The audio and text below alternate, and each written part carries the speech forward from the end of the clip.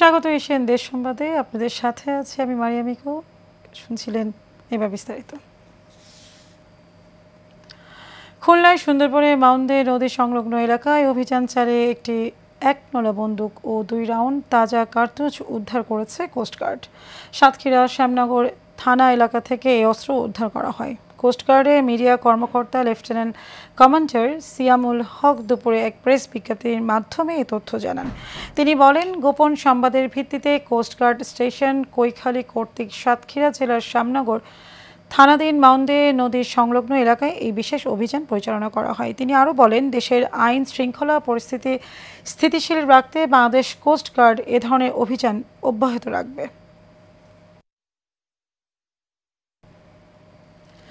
নারায়ণগঞ্জের রূপগঞ্জ উপজেলায় ঢাকা সিলেট মহাসড়কে ভুলতা গাউসিয়া এলাকায় ফুটপাত ও সড়ক দখলমুক্ত করতে যৌথ অভিযান পরিচালনা করা হয়েছে। ভুলতা গোলচত্বর থেকে গোলাকান্দাইল গোলচত্বর পর্যন্ত এই অভিযান পরিচালিত হয়। অভিযানে নেতৃত্ব দেন উপজেলার নির্বাহী কর্মকর্তা সাইফুল ইসলাম এবং নির্বাহী ম্যাজিস্ট্রেট তারিকুল ইসলাম আলম। এ সময় গাউসিয়া মার্কেট সংলগ্ন প্রধান সড়কের দুই পাশে শতাধিক অবৈধ অস্থায়ী দোকান এবং নির্মাণ সামগ্রী উচ্ছেদ করা হয়। দীর্ঘদিন ধরে এসব দোকান ফুটপাত ও সড়কের একটি বড় অংশ দখল করে রাখায় পথচারী এবং যানবাহন চলাচলে চরম ভোগান্তির সৃষ্টি হচ্ছিল। অভিযান চলাকালে উপস্থিত ছিলেন রূপগঞ্জ থানার অফিসার ইনচার্জ তরিকুল ইসলাম, ভুলতা পুলিশ ফাঁড়ির ইনচার্জ মুখলিসুর রহমান সহ উপজেলার প্রশাসন, স্বেচ্ছাসেবী পুলিশ এবং সেনাবাহিনীর সদস্যরা। নারায়ণগঞ্জ ১ আসন থেকে আগামী জাতীয় সংসদ নির্বাচনে বিএনপির মনোনয়ন প্রত্যাশীরা এরই মধ্যে শুরু করেছেন প্রচারণা। মনোনয়নের দৌড়ে কে কার চেয়ে এগিয়ে সেই প্রতিযোগিতা চলছে বেশ জোরে সোরে। কেন্দ্রীয় নির্বাহী কমিটির সদস্য ও নারায়ণগঞ্জ জেলা বিএনপির সিনিয়র যুগ্ম আহ্বায়ক এবং নারায়ণগঞ্জ চেম্বার অব কমার্সের সভাপতি মোস্তাফিজুর রহমান ভূঁইয়া দীপুও রয়েছেন সেই দৌড়ে। মোহাম্মদ রিপন মিয়ার প্রতিবেদন জানাচ্ছেন শেখ ফাই। প্রধান উপদেষ্টার ঘোষণার পরেই শুরু হয়েছে আগামী জাতীয় সংসদ নির্বাচনের প্রস্তুতি। চলছে রাজনৈতিক দলগুলোর মনোনয়ন প্রত্যাশীদের জোর প্রচারণা। নারায়ণগঞ্জ ১ আসনে এবার বিএনপির হেভিওয়েট ৬ নেতা বীর মুক্তিযোদ্ধা কাজী মনিরুজ্জামান মনির, মোস্তাফিজুর রহমান ভূঁইয়া টিপু, শরীফ আহমেদ টুটুল, নাসির উদ্দিন, মোহাম্মদ দুলাল হোসেন ও অ্যাডভোকেট মাহফুজুর রহমান হুমায়ুন সহ মাঠে সক্রিয় জামাত, হেফাজতে ইসলামী শাসনতন্ত্র আন্দোলন সহ এনসিপির মনোনয়ন প্রত্যাশীরা। দলীয় মনোনয়ন প্রত্যাশী নারায়ণগঞ্জ জেলা বিএনপির সিনিয়র যুগ্ম আহ্বায়ক মোস্তাফিজুর রহমান ভূঁইয়া দীপুর সমর্থকরা শুরু থেকেই রয়েছেন মাঠে। তাদের প্রত্যাশা, ত্যাগী ও জনগণের পাশে রয়েছেন যিনি, তাকেই দেয়া হবে মনোনয়ন। আমরা রূপগঞ্জবাসী মোস্তাফিজুর রহমান ভূঁইয়া দীপু ভাইকে পেয়ে আমরা গর্বিত। রূপগঞ্জের মানুষের দাবি হচ্ছে, রূপগঞ্জের মানুষের আপামর জনতার দাবি হচ্ছে জনাব মোস্তাফিজুর রহমান ভূঁইয়া দীপু ভাই। কারণ উনি বিগত সময়ের আন্দোলন সংগ্রামে যেভাবে করে সকল সংগঠনকে উনি আগলিয়ে রেখেছে এবং প্রত্যেকটা সংগঠনকে উনি বিভিন্ন মামলা হামলা বিভিন্ন এইগুলা উনি সর্বোচ্চটা দিয়ে উনি আমাদেরকে সেভ করেছে। দূর সময়ে যে সরকারের আমলে উনি যে সবাই দুই ভাই আমাদেরকে সবসময় শুধু জেল নয়, জেল জুলুম বিভিন্ন মামলা হামলা বিভিন্ন দিক থেকে আমাদেরকে উনি আমাদের সর্বদা খুশমনি। মোস্তাফিজুর রহমান ভূঁইয়া দীপু জানান, নির্বাচিত হয়ে রূপগঞ্জকে আধুনিক ও মডেল উপজেলা হিসেবে গড়ে তুলবেন। রূপগঞ্জকে কিভাবে চেঞ্জ করব, রূপগঞ্জকে আসলে চেঞ্জ করার অনেকগুলি ওয়ে আছে। কারণ রূপগঞ্জ হলো ঢাকার প্রাণকেন্দ্রে আমি বলবো। কারণ ঢাকাটা আপনার শিফট হয়ে যাচ্ছে পূর্বাঞ্চলে, ঢাকা শিফট হয়ে যাচ্ছে রূপগঞ্জের বিভিন্ন অঞ্চলগুলিতে। ওইখানে আপনি যদি আসেন হলো স্টোরেজ ব্যবস্থা, ইলেকট্রিসিটি, পার্কের ব্যবস্থা, বিভিন্ন জিনিসগুলিকে যাতে এই ফেসিলিটিসগুলি যাতে ভালো করে থাকে, ওই জিনিসটাকে আমরা চেষ্টা করব। আসন্ন নির্বাচনে দল যাকে মনোনয়ন দিবে ভেদাভেদ ভুলে এক হয়ে ধানের শীষ প্রতীকের পক্ষে কাজ করার অঙ্গীকার সব মনোনয়ন প্রত্যাশীর। Sheikh Fahim, Asian Television. কুমিল্লার মুরাদনগরে সংবাদ সংগ্রহকালে ৭ সাংবাদিকের ওপর হামলার ঘটনায় হামলাকারীদের দ্রুত গ্রেপ্তার ও বিচারের দাবিতে মানববন্ধন ও প্রতিবাদ সমাবেশ অনুষ্ঠিত হয়েছে। দুপুরে কুমিল্লা প্রেস ক্লাব মিলনায়তনে প্রতিবাদ সমাবেশে ও পরে সামনের সড়কে মানববন্ধন হয়। প্রেস ক্লাবের সভাপতি কাজী এনামুল হক ফারুকের সভাপতিত্বে প্রতিবাদ সমাবেশে বক্তব্য রাখেন প্রেস ক্লাবের সাধারণ সম্পাদক জাহিদ হাসান, সাংগঠনিক সম্পাদক ইমতিয়াজ আহমেদ জিতু সহ বিভিন্ন প্রিন্ট, ইলেকট্রনিক ও অনলাইন মিডিয়ার সাংবাদিকরা। সমাবেশে বক্তারা বলেন, বারবার সাংবাদিকদের উপর হামলা হলেও প্রশাসনের পক্ষ থেকে কোনো ব্যবস্থা নেওয়া হচ্ছে না। বুধবার কুমিল্লার মুরাদনগরে বিএনপির ও এনসিপির সংঘর্ষের সংবাদ সংগ্রহকালে দুর্বৃত্তের হামলায় 7 জন সাংবাদিক আহত হন। গাজীপুরে Titas gas and distribution PLC এর গণশুনানি অনুষ্ঠিত হয়েছে। সকালে গাজীপুর ডিভিশন অফিসে ভবন এই গণশুনানি হয়। এ সময় উপস্থিত ছিলেন পেট্রো বাংলার মহাব্যবস্থাপক প্রকৌশলী বিশ্বজিৎ সাহা, উপমহাব্যবস্থাপক ডক্টর মোহাম্মদ বেলায়েত হোসেন। পেট্রো বাংলার প্রতিনিধিরা গ্রাহকদের সমস্যার কথা শুনেন এবং সমাধানের আশ্বাস দেন। একই সঙ্গে ভোলা থেকে পাইপলাইনে গ্যাস এনে সবাইকে দেওয়ার প্রতিশ্রুতিও দেন। নরসিংদীতে বৃত্তি পরীক্ষায় অংশগ্রহণের দাবিতে শিক্ষক শিক্ষার্থীদের মানববন্ধন হয়েছে। বেসরকারি প্রাথমিক বিদ্যালয়ের শিক্ষার্থীদের বাদ দিয়ে শুধুমাত্র সরকারি বিদ্যালয়ের শিক্ষার্থীদের প্রাথমিক বৃত্তি পরীক্ষার অংশগ্রহণের সুযোগ দিয়ে জারি করা প্রজ্ঞাপন বাতিলের দাবিতে নরসিংদীতে এই মানববন্ধন অনুষ্ঠিত হয়। নরসিংদী প্রেস ক্লাবের সামনে বেসরকারি শিক্ষা প্রতিষ্ঠান ঐক্য পরিষদের কেন্দ্রীয় কর্মসূচির অংশ হিসেবে নরসিংদী জেলা কিন্ডারগার্টেন ওয়েলফেয়ার অ্যাসোসিয়েশন ও মানববন্ধন ও সমাবেশের আয়োজন করেন। পরে তারা নরসিংদী জেলা প্রশাসক বরাবর স্মারকলিপি প্রদান করেন। এই কর্মসূচিতে নরসিংদীর প্রায় 6 শতাধিক কিন্ডারগার্টেন স্কুলের শিক্ষক, কর্মচারী, পরিচালক ও অভিভাবকরা অংশ নেয়। রাজধানীর মাইলস্টোন কলেজের নিহত শিক্ষিকা মাহরিন চৌধুরী সহ সকল শহীদের স্মরণে কুষ্টিয়ার কুমারখালীতে দোয়া মাহফিল অনুষ্ঠিত হয়েছে। উপজেলার আলাউদ্দিন আহমেদ শিক্ষা পল্লী পার্কে কোরআন তেলাওয়াত ও দোয়া মাহফিলের মাধ্যমে শুরু হয় মূল অনুষ্ঠান। এরপর শিশুদের অংশগ্রহণে অনুষ্ঠিত হয় চিত্রাঙ্কন প্রতিযোগিতা। অনুষ্ঠানে উপস্থিত ছিলেন ডাক্তার আলাউদ্দিন আহমেদ ও তার সহধর্মিণী সুরাইয়া বিলকিস। এ সময় উপস্থিত ছিলেন শিক্ষার্থী, শিক্ষক, অভিভাবক এবং স্থানীয় গণ্যমান্য ব্যক্তিবর্গ।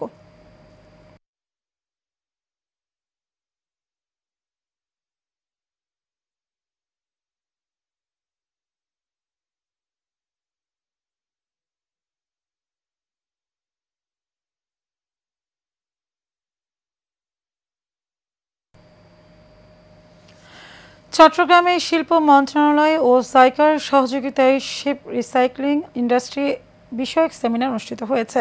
সেমিনারে উপস্থিত ছিলেন ship owners association Japan, class NK, শিল্প মন্ত্রণালয় Bangladesh, ship breaking and recycling association সহ বিভিন্ন গুরুত্বপূর্ণ সংস্থার প্রতিনিধিবৃন্দ। বক্তারা বলেন, গ্রিন শিপইয়ার্ড প্রতিষ্ঠান বাংলাদেশ টেকসই ও পরিবেশ বান্ধব শিল্পায়নের ক্ষেত্রে একটি বড় মাইলফলক। তবে হংকং কনভেনশন চুক্তি অনুযায়ী আন্তর্জাতিক মান বজায় রেখে শ্রমিকদের সুরক্ষা দিয়ে পরিবেশের ক্ষতিকর প্রভাব কমালেও এর পুরোপুরি বাস্তবায়নে কিছু চ্যালেঞ্জ রয়ে গেছে। এজন্য এ শিল্প সংশ্লিষ্ট সবাইকে সমন্বিতভাবে কাজ করার আহ্বান জানানো হয়।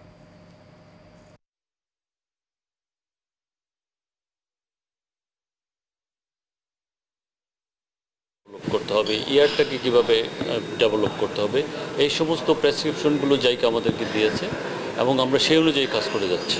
The administrative capacity building regarding the administrative procedure such as ship recycling facility plan approval and the ship recycling verification and the approval procedure. JICA থেকে একটা TSDF স্থাপনের জন্য একটা ফান্ড আসছে। TSDF হয়ে গেলে অন্য ইয়ার্ডগুলো এত টাকা খরচ না করলেও চলবে।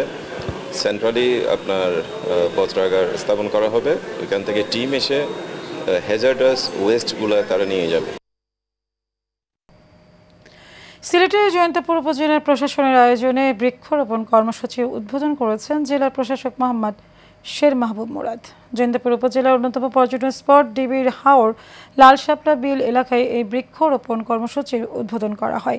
কর্মসূচিতে উপস্থিত ছিলেন স্থানীয় সরকার বিভাগের উপপরিচালক সুবর্ণা সরকার, অতিরিক্ত জেলা প্রশাসক মোহাম্মদ আনোয়ারুজ্জামান, অতিরিক্ত জেলা প্রশাসক পদ্মাসন সিংহ, অতিরিক্ত জেলা প্রশাসক ফারজানা আক্তার মিতা ও সিলেট বিভাগীয় বন কর্মকর্তা মোহাম্মদ হুমায়ুন কবির সহ অনেকে।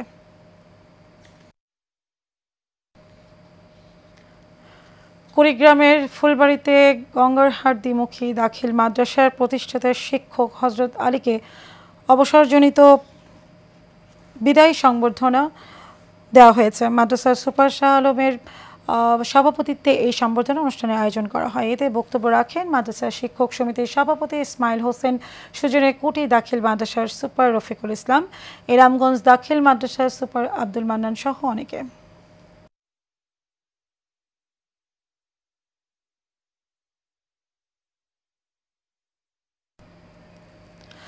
পাবনায় ভোক্তা অধিদপ্তর ভ্রাম্যমাণ অভিযানে জরিমানা আদায় ও ঔষধ জব্দ করা হয়েছে।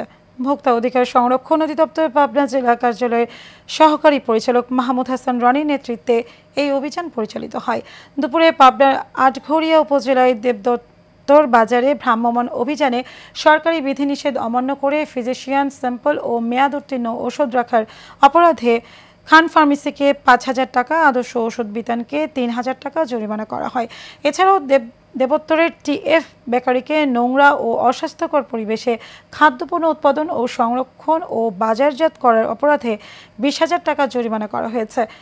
এছাড়া অভিযানে ফিজিশিয়ান স্যাম্পল ও মেয়াদ উত্তীর্ণ ওষুধ জব্দ করা হয়।